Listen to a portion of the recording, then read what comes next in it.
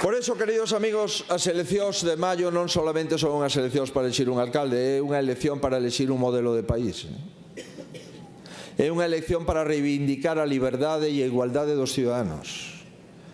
É un momento para decir basta xa de bromas, basta xa de panfletos, basta xa de volver a discutir o que discutimos fai 80 anos, basta xa de xente que o que quere é romper e destruir o edificio que construímos, basta xa de que veñan estes señores que non lles costou nada a transición para esmolar o que fixeron os nosos país e o que nos toca facer a nós.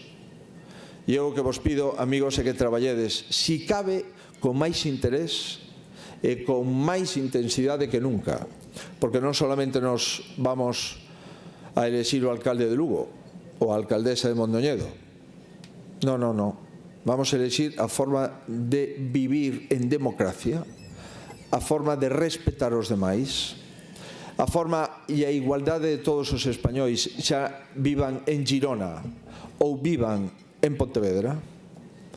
Nada máis e nada menos, señores, que vamos a elexir se estes 40 anos valeron para algo ou en estes 40 anos non aprendimos nada. E eu creo que estes 40 anos valeron para sempre. Por eso, queridos amigos, o resumen que decía Elena é certo. Inversión per cápita en Lugo, inversión por cada habitante en Lugo con cargo da Xunta de Galicia, 4.000 euros.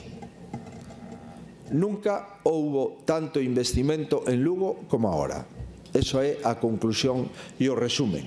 E para concluir e resumir,